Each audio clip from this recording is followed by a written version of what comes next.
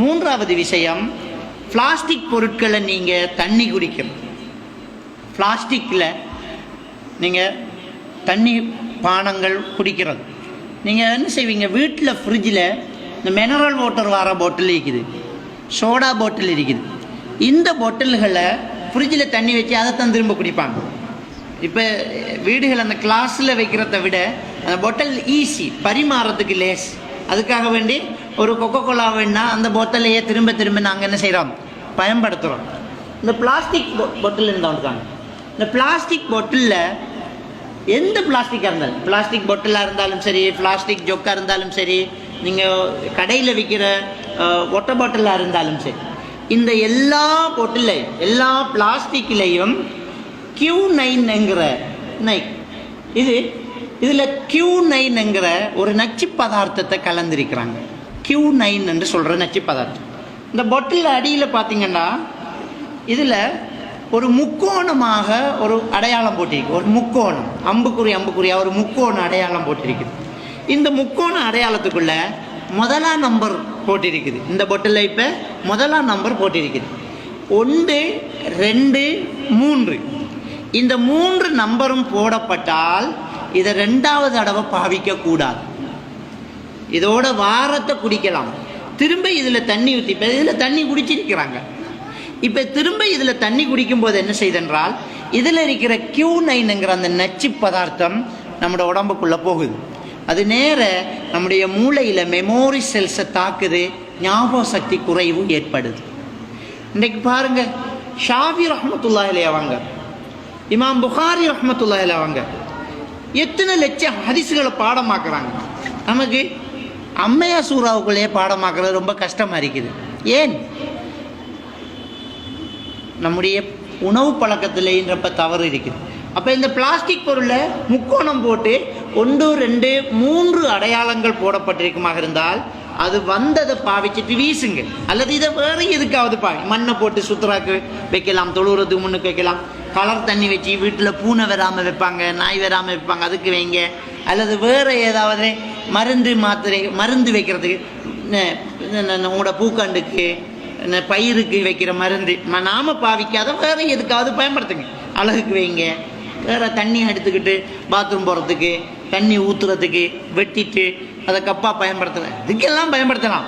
ஆனால் இதில் ரீயூஸ் பண்ணாதீங்க, 2வது தடவை பயன்படுத்தாதீங்க.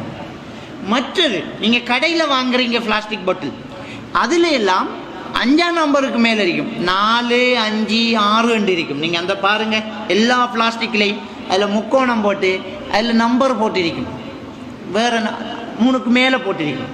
அதில் நீங்கள் ரீயூஸ் பண்ணலாம். ஆனால் கடுமையான சுடுநீர் அதில் பயன்படுத்தக்கூடாது. சூடான தண்ணியை விடும்போது சுட சுட இதில் டீயை கொண்டாந்தால், இதில் உதாரணத்துக்கு 6ஆம் நம்பர் போட்டிருக்கேன்னு வைங்க, 6 நம்பர் போட்டதில் நீங்கள் சுட சுட டீயை ஊற்றினா அதில் இருக்கிற Q9 அந்த டீயில் மிக்ஸ் ஆகும். சின்னாக்களுக்கு தான், பெரியாக்களுக்கு தான், பெரியவங்களுக்கு தான்.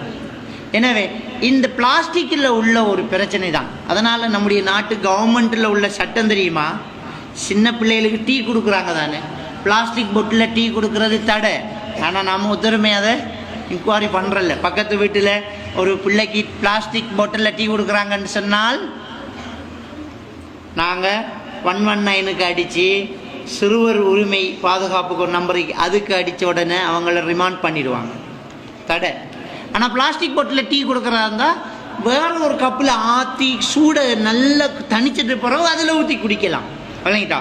எனவே மாணவர்களாகிய உங்களுக்கு ஞாபக சக்தி குறைகிறதுக்கு இந்த பாட்டிலில், அதே மாதிரி மினரல் பாட்டில், அந்த பாட்டில்களில் 2வது தடவை தண்ணி பாவிக்கிறது ஒரு காரணம். வீட்டில் தந்தால் கூட நீங்கள் என்ன செய்யக்கூடாது, இது வேணாம்.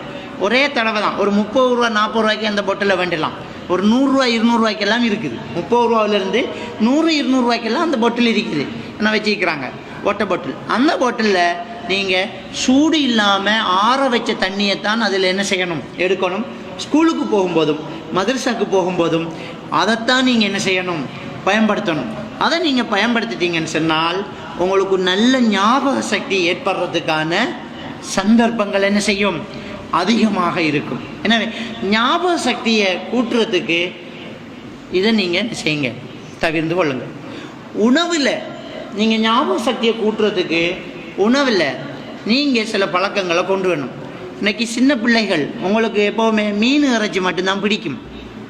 ஆனால் பச்சை நிறத்தில் உள்ள இலைகள், காய்கறிகள், இதில் தான் ஞாபக சக்திக்கு அதிகமான ஊட்டச்சத்துக்களை தரக்கூடியது இருக்குது.